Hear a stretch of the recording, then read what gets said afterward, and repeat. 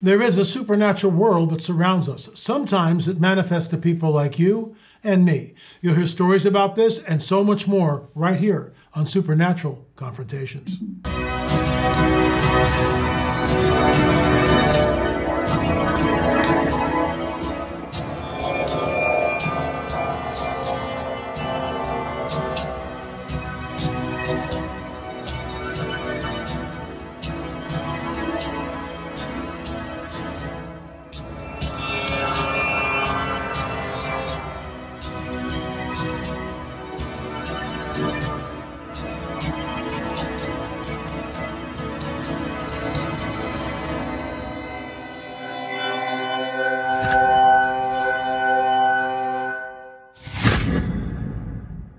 Thanks so much for tuning in today, folks. I think you'll find this interesting. The gentleman, Michael, has had what I would call an angelic encounter. So we'll get into his story, but first, a word from our trusted sponsor. Hey folks, Peggy's been using these products and she absolutely loves them. Double check the cleaning products in your home because new research suggests they might be slowly poisoning you. A study involving 30 cleaning products revealed they could release hundreds of hazardous compounds into the air. This is why we are cleaning our home with these amazing cleaning supplies. Folks, they are incredible. These cleaning products revolutionized Peggy's and cleaning routine. I wish I could say I was involved in that, but not really. And helped ensure a safer, healthier living environment for myself and my family. Prioritize the health and safety of your home and get a 60-day risk-free trial by visiting www.discountcleansupply.com. Once again, discountcleansupply.com, or simply by clicking the link down below. Folks, you won't regret it. I'm here with Michael, and Michael has a very interesting story. I've heard similar stories like this from other people that have come on the show. And if you have a supernatural confrontation that you'd like to have me interview you about and come on the show, just shoot me an email, la@lamarzulli.com. That's la@lamarzulli.com. So, Michael, welcome to the show. Thanks so much for being bold and courageous and coming on the record. So tell us what happened in the Philippines years ago. Yeah. So I was in the Air Force. And, well, what happened was sometimes people in the Air Force, we kind of stay out too late at night and stuff like that. And so I decided to just stay out all night, and I was getting ready to go back to the base in the morning. And the next thing I know, I'm walking along to get to the base, and this Filipino guy comes up to me and starts cussing me out. And I knew he was because I learned all the words. The next thing you know, I got upset, and so I picked up a rock and I threw it. I didn't throw it at him. I just threw it on the ground and away, and I just kept going my way. The next thing you know, there's like 10 of these guys, and they're surrounding me, and I'm in the middle, and I'm like, whoa, what is this? The next thing that happens is this one guy, I guess one of the guys comes, out of the circle, comes into the circle with me, starts doing his kung fu stuff at me, and I'm like blocking it. I'm feeling pretty good, like, yeah, I got this guy.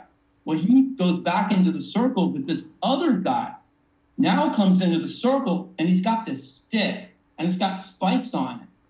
The next thing you know, he takes a swing at me. It hits me in my stomach. I look down, and I'm bleeding, and I'm like, oh, man, I'm in trouble here. Mm-hmm. LA, I don't know what happened after that. The next thing I know, I hear, get out, get out, get out. Then over there, they have this transportation called tricycles. Right, it's I know what they are. A car, yeah. Right? He, gets me into it. And the next thing you know, maybe pay the tricycle driver, and we're taking off. And I'm just like, whoa, wait a minute. This guy rescued me, and I need to turn around and go help him. I turn around, he's gone. In fact, I look back, and these guys in this circle, it's like they woke up. Next thing you know, they're like, whoa, they collapsed in, and they're looking for me. And then I started thinking about it.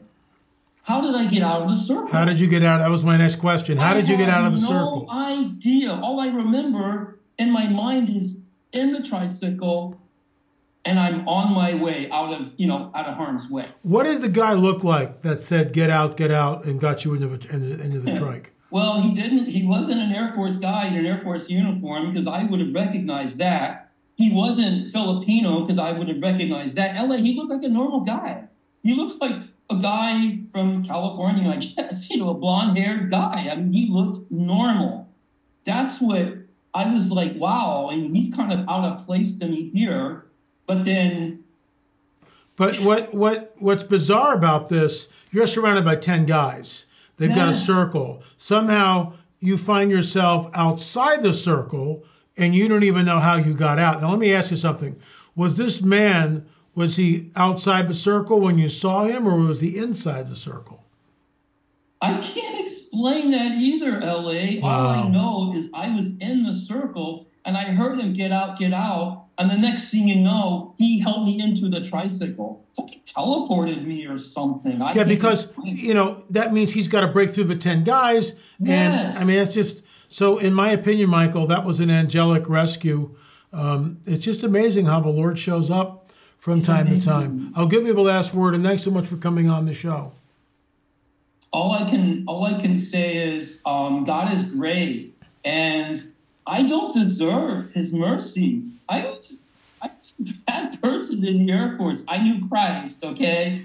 But he rescued me, and I have always remembered that. I believe he gives you these memories, right? So that you can look back at it, and it shows the love of Christ, and it shows he has plans for us, LA, because I knew in my life later, I became a youth pastor, okay? I worked in churches. So I look back at that going like, I need Mike or something like that. And then he just rescued me, and I just thank him for it. So, yeah. Well, thanks for coming on the show, Michael. I really appreciate it. And that's a very, very interesting story. There you have it, folks. And by the way, I will be in Jupiter, Florida, this Friday and Saturday. There'll be no repeats. They're all four different actually presentations. Karen Wilkinson will be joining me. She's got this fantastic book called Stolen Seed, Evil Harvest, and she'll be presenting also on Saturday afternoon. So it's Calvary Church, Jupiter, Florida. And it starts on Friday night. Thanks so much for watching. Don't forget the mugs, but I digress. We go up, they come down. There's now 3 of them. Rebuke first, ask questions later. LAMarzulli.com, LAMarzulli.com. Don't forget our Roswell films, folks. These things are flying out the door. Exoneration and in the debris field. We went to the debris field. We found 2 pieces of metal. And what we found, in our opinion, was not of this earth. Michael, thanks so much for coming on. Remember, folks, there is a supernatural world that surrounds us, and sometimes it manifests to people like you and me. Thanks for watching.